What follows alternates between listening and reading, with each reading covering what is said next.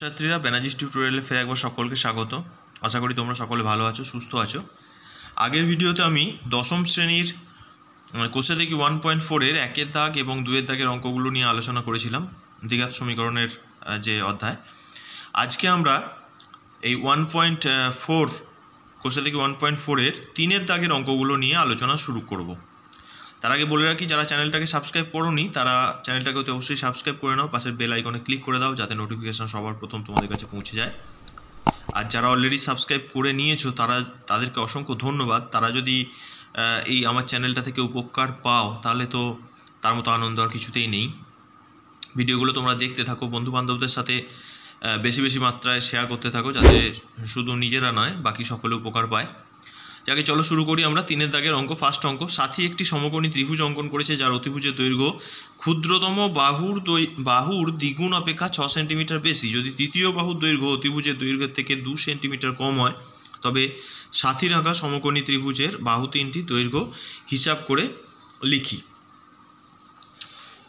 তাহলে 3-এর দাগের 1-এর অঙ্ক ফার্স্ট, আমি ধরেছি সাথীর আঁকা সমকোণী ত্রিভুজের ক্ষুদ্রতম বাহুর দৈর্ঘ্য হচ্ছে 1 সেন্টিমিটার।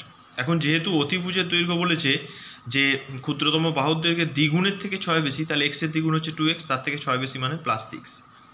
আবার অঙ্কে বলা আছে তৃতীয় বাহুর দৈর্ঘ্য অতিভুজের থেকে 2 সেন্টিমিটার কম, তাহলে অতিভুজের দৈর্ঘ্য হচ্ছে এটা, এর থেকে 2 সেন্টিমিটার কম মানে -2 করে ক্যালকুলেশন করে বেরোলো 2x + 4। এইবার এটা পিথাগোরাসের সূত্র, তোমরা উপপাদ্যে পড়বে। পিথাগোরাসের সূত্র হচ্ছে লম্ব স্কয়ার প্লাস ভূমি স্কয়ার সমান হতো অতিভুজের স্কয়ার।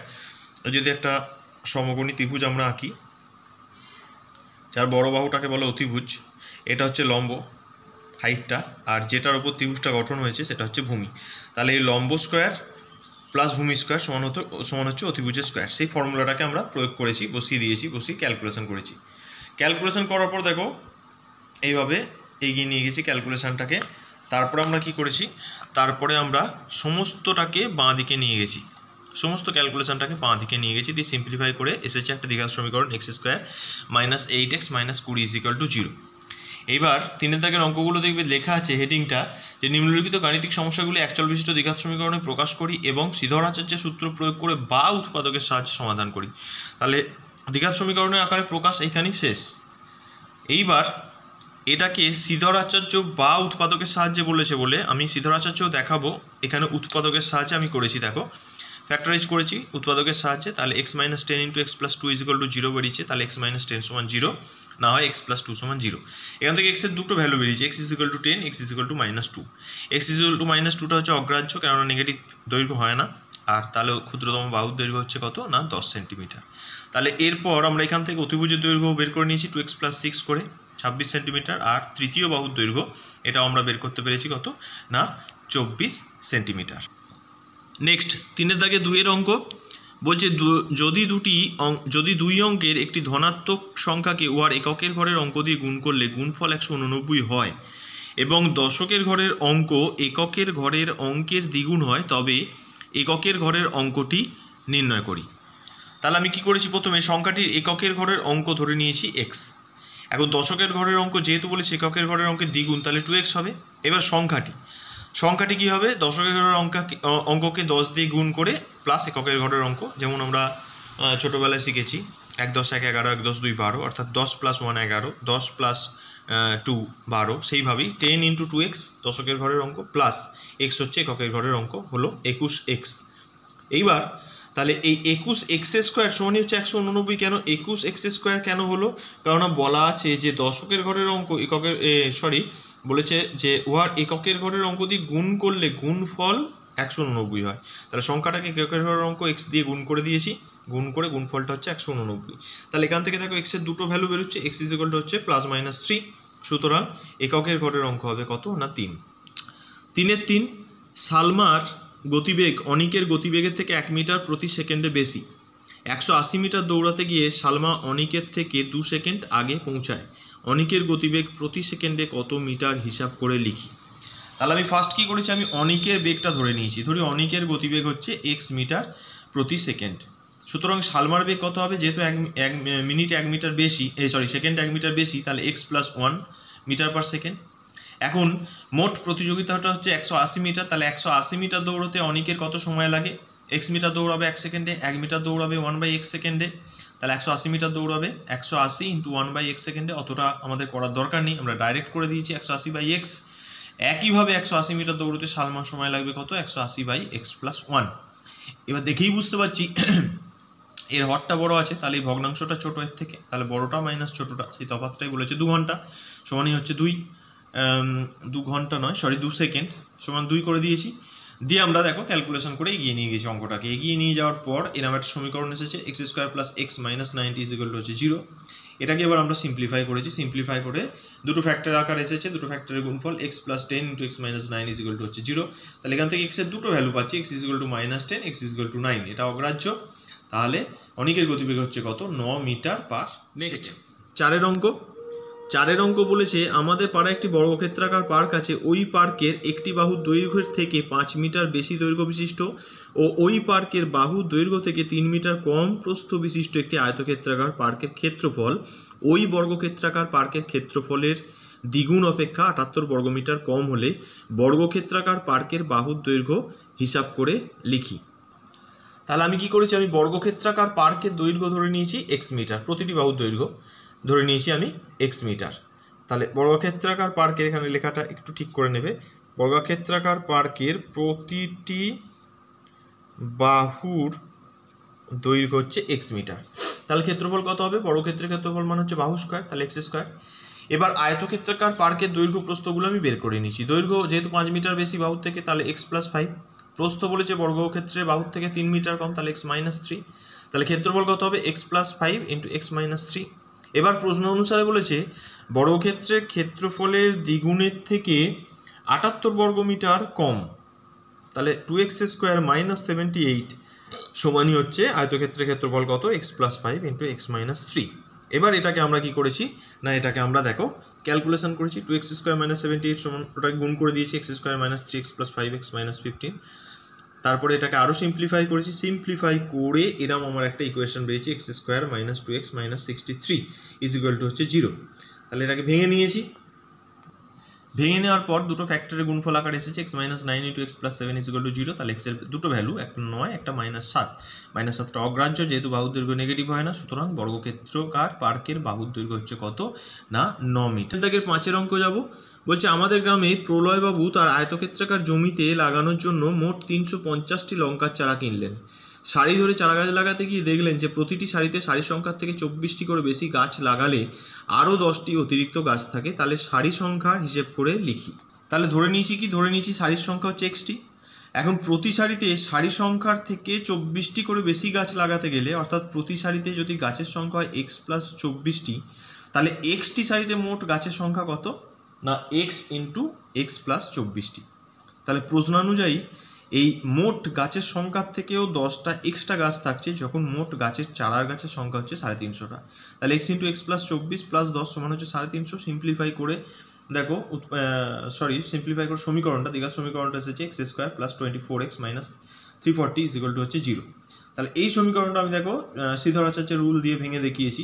তাহলে x = -b ± √b² - 4a, a মানে হচ্ছে 1, c মানে হচ্ছে -340 বাই 2a মানে 2 × 1 দিয়ে এটাকে সিম্পলিফাই করেছি।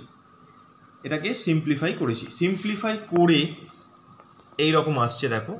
সিম্পলিফাই করে 1936টাকে পাশে বর্গমূল করে নিয়েছি, 44 বেরিয়েছে। সিম্পলিফাই করে x এর এরকম দুটো ভ্যালু আসছে, একটা হচ্ছে 20/2, একটা হচ্ছে -68/2। তাহলে x এর দুটো ভ্যালু এলো 10 আর -34। -34টা অগ্রাহ্য, কারণ সারির সংখ্যা নেগেটিভ হয় না। অতএব নির্ণেয় সারির সংখ্যা হচ্ছে কত? না 10টি। নেক্সট 3 দাগে 6 অঙ্ক। জোসেফ এবং কুন্তল একটি কারখানায় কাজ করে। জোসেফ একটি জিনিস তৈরি করতে কুন্তলের চেয়ে 5 মিনিট কম সময় নেয়। 6 ঘন্টা কাজ করে জোসেফ কুন্তলের চেয়ে 6টি জিনিস বেশি তৈরি করে। কুন্তল ওই সময়ে কয়টি জিনিস তৈরি করে হিসাব করে। তাহলে ধরে নিয়েছি কুন্তল একটি জিনিস তৈরি করতে সময় নেয় x মিনিট। জোসেফ যেহেতু 5 মিনিট কুন্তলের চেয়ে কম লাগে জোসেফের, তাহলে জোসেফ ওই একই কাজ করবে কত? না x - 5 মিনিটে। এইবার 6 ঘন্টা সমান কত মিনিট আমি দেখে নিলাম, 360 মিনিট। তাহলে কুন্তল 6 ঘন্টায় অর্থাৎ 360 মিনিটে তৈরি করবে কত? 360/x টি জিনিস, যেহেতু মিনিটে এক্সটা তৈরি করে। একইভাবে জোসেফ 6 ঘন্টায় মানে 360 মিনিটে তৈরি করবে 360/x-5টি জিনিস, যেহেতু মিনিটে x-5 মিনিটে একটা জিনিস তৈরি করে। এইবার এই দুটো ডিফারেন্সই বলেছে কত না 6 ঘন্টা কাজ করে জোসেফ কুন্তলের চেয়ে 6টি জিনিস বেশি তৈরি করে। তাহলে এইটা আমরা দেখতে পাচ্ছি বড়, কারণ হরটা মাইনাস আছে আর এটা ভগ্নাংশটা, তার মানে এটা বড় হয়ে যাবে এর থেকে। তাহলে বড়টা মাইনাস ছোটটা সমান হচ্ছে 6। ক্যালকুলেশন করে এগিয়ে নিয়ে গেছি সিম্পলিফাই করে দেখো এইভাবে ইকুয়েশনটা, যেটা দ্বিঘাত সমীকরণটা এসেছে x² - 5x - 300 সমান হচ্ছে 0।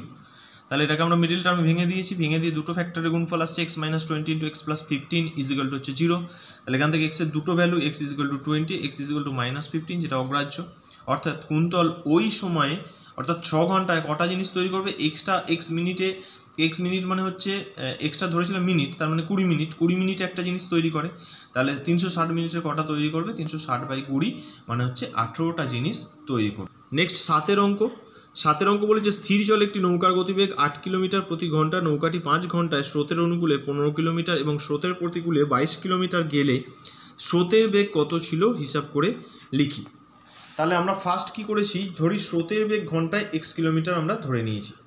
তাহলে স্থির জলে নৌকার বেগ দেওয়া আছে 8 কিলোমিটার প্রতি ঘন্টা, অতএব স্রোতের অনুকূলে নৌকার বেগ হবে 8 + x বা x + 8 কিলোমিটার পার ঘন্টা, আর স্রোতের প্রতিকূলে নৌকার বেগ হবে 8 - x কিলোমিটার পার ঘন্টা। কেন? আমরা জানি অনুকূলে বেগ সমান হচ্ছে নৌকার বেগ প্লাস স্রোতের বেগ, আর প্রতিকূলে বেগ মানে হচ্ছে নৌকার বেগ মাইনাস স্রোতের বেগ। এইভাবে প্রথমে আমরা অনুকূলে বেগ আর প্রতিকূলে বেগটা ধরে নিলাম।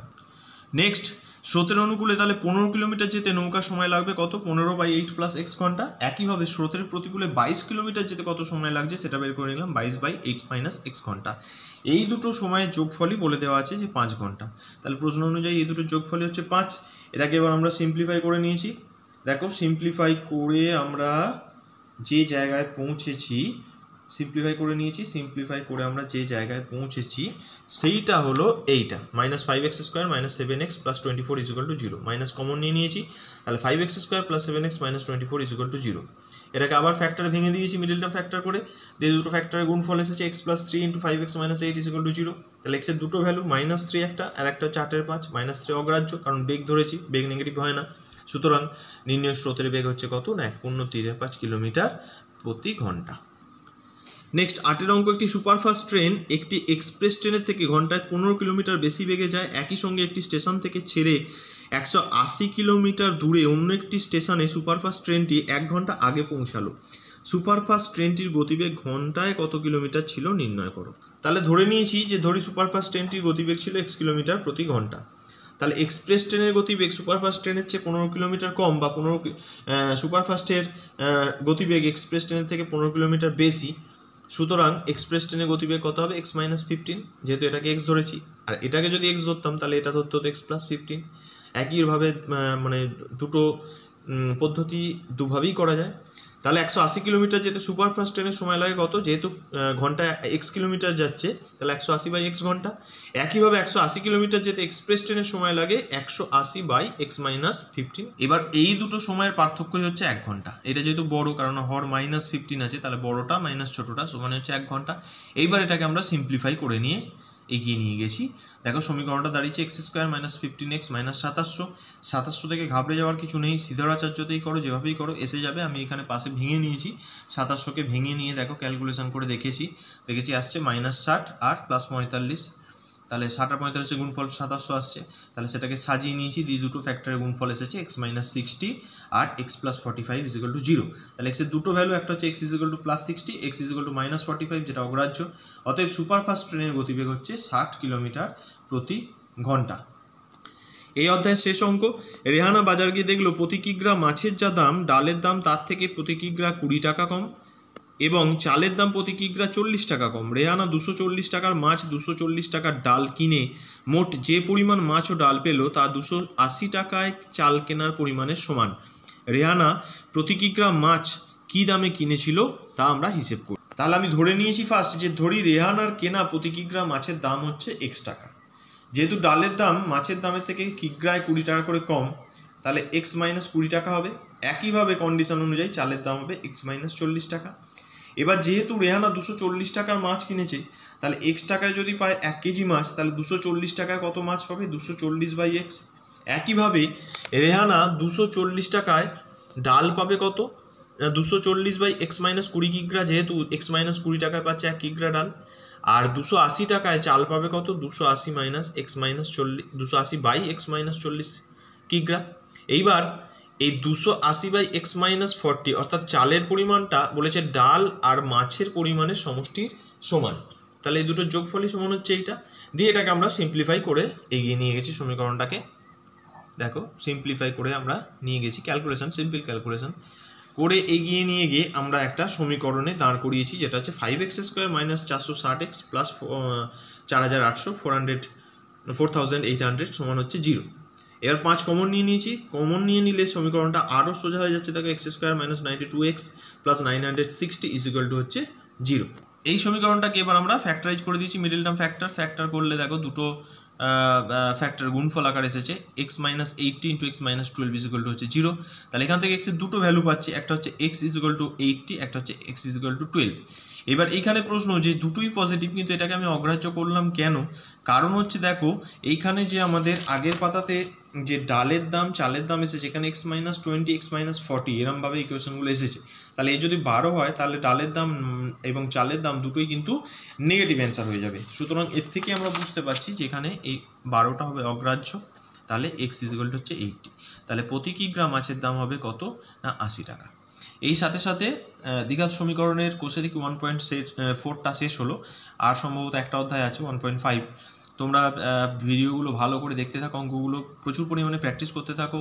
মাধ্যমিক পরীক্ষা যেহেতু জুন মাসে হচ্ছে না, আরও সময় পেয়ে গেলে হাতে আরও নিজেকে ঘষে মেজে তৈরি করে নাও। চ্যানেলটাকে অতি অবশ্যই সাবস্ক্রাইব করে নাও, পাশের বেল আইকনে ক্লিক করে দাও যাতে নোটিফিকেশান সবার প্রথম তোমাদের কাছে পৌঁছে যায়। অতি অবশ্যই বাড়িতে থেকো, সুস্থ থেকো। ধন্যবাদ।